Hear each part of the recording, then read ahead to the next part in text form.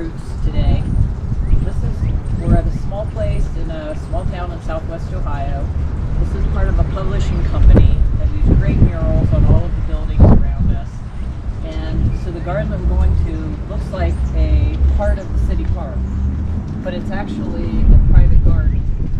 And so we're going to start here and talk about spring maintenance, what we're going to do to get it cleaned up, freshened up for the spring. First of all, this is an emerald arborvitae. It's done really well in the pot, considering they tend to dry out in the pots in the wintertime. The growth that you're seeing in here, this dead stuff, that's normal. That's previous growth from the last few years. We'll come in, clean all of that out.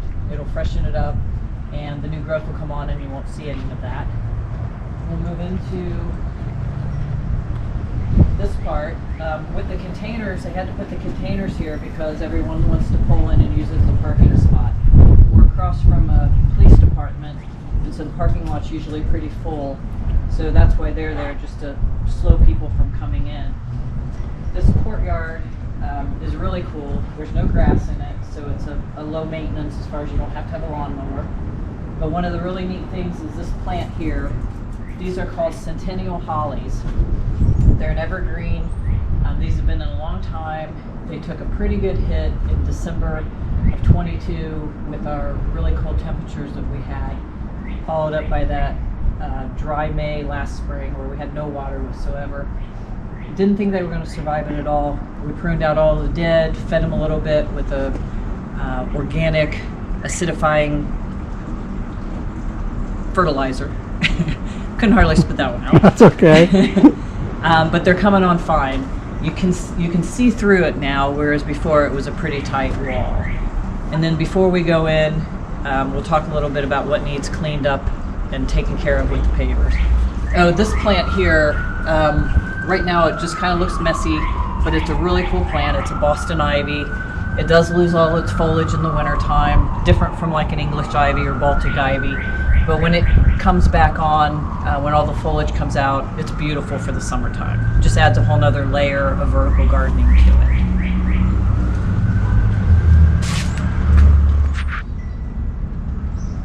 Okay, what I'm going to do is I'm going to come in and I'm going to pressure wash. We got quite a bit of, this is a real old paver patio, and it's kind of sunken in places, but he doesn't want it repaired. So basically all we're going to do is power wash to get the weeds out, and we'll power wash this wall over here, this block wall also, and clean it up a little bit. We don't want to do it too much because we don't want to do damage to it. We'll just get some of the green mold off of the rocks and off the wall and off the pavers.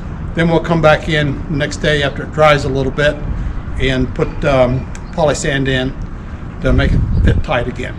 These are the old clay pavers, not concrete pavers, right? Yeah, they're clay pavers, and they're really old, and they can break easy if you were to drop something heavy on them or something of that nature, hit them with a hammer or something. It would break pretty easy. They're more porous, right? Yeah, and it's a sand paver. Okay.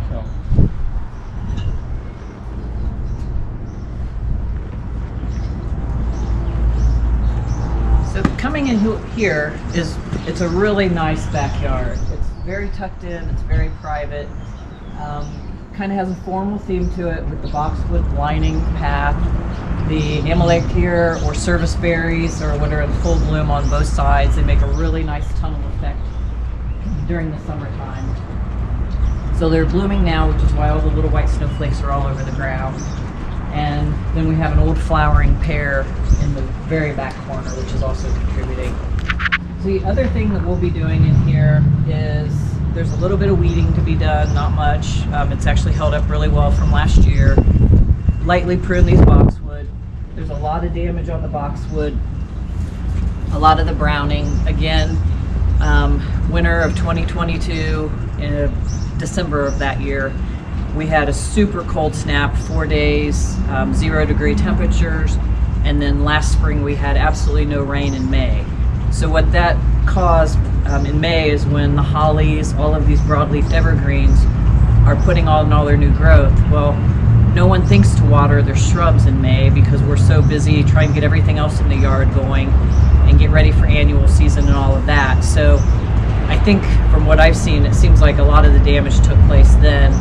Some of the boxwood are coming out of it fine. Obviously the hollies are surviving it. We're gonna baby these and see if we can keep them in good shape.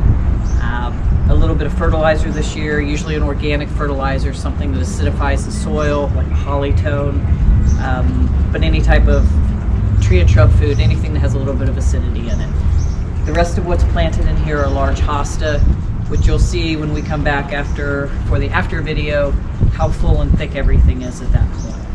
And we can kind of walk down through here and see what else is going on.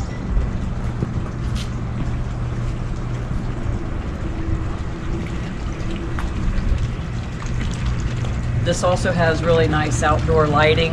So in the evening, the service berry are uplit, pond is up or lit up, some of the other plants in the landscape, and so it makes it for a really nice feel. It also is a little oasis for every cat in the neighborhood. He gets a huge amount of people that want to walk through here, but then all of the neighborhood cats come in here. So it's kind of their place, it's a safe place for them. This is another area that was a problem area for us. It's low, it holds water, the drain wasn't working great, we got the drain cleaned out. It collects all the leaves and a lot of debris, and actually leaves from other parts of town end up in here just because of the way the wind moves. So this is lined with the weed barrier, creek rock, and large stepping stones to get in here. It's just a really problematic place to keep weeded and taken care of as far as plants. This ground cover over here is Pachysandra. It's an evergreen, so it makes for a really nice ground cover for all season.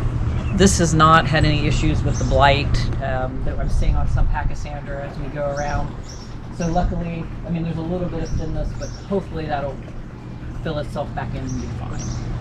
And then like the perennials up here, you'll see on leaf Japanese maple. Looks like it's got a little bit of winter damage. That'll have to get pruned out of it. And again, in another week or two, when we come back, we'll be able to see everything that's dead and work on it from there.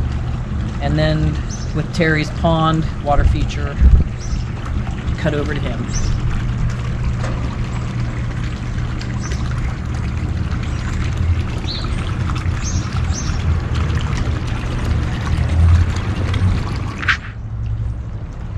Okay, now basically what I'm going to do when I come in here is I'm not really going to power wash any of this. They want it to look natural, like a real creek, a real stream, even though there's no water flowing down through it. But we have the bubble part there. Years ago I came in, it didn't work at all. I put a new pump in, cleaned it up a little bit, and we got it flowing. He doesn't want a big flow, he didn't want a lot of lights in it. So it's more of just a simple, relaxing water feature is all it is. So we're going to take and we're going to power wash this area right in here, and we might do this right up through here, up through his steps at the bottom, get a little of the grime and moss off of that. You probably will not hit all the rocks because they want that to look natural. And we're going to come all the way up through the walkway, which has got pretty grimy over the last few years.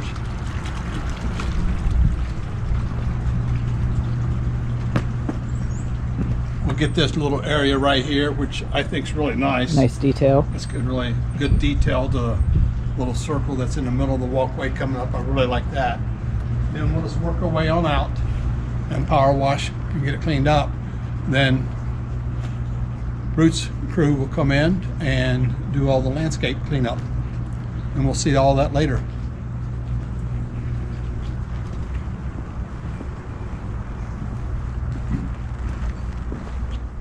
Thank you for being here today. We'll be back to this garden here in a couple of weeks after everything is pressure washed, cleaned, trimmed, mulched, put together. This is Brooks, I'm Roots. Have a wonderful day. Like, subscribe, thumbs up. Appreciate your support. And if you have any comments, please leave them below, because anything that you ask or say or comment on will just make us be able to make a better video for you. And we need to know what you want to know and what to learn. So please leave the comments and have a great day. Have a great day.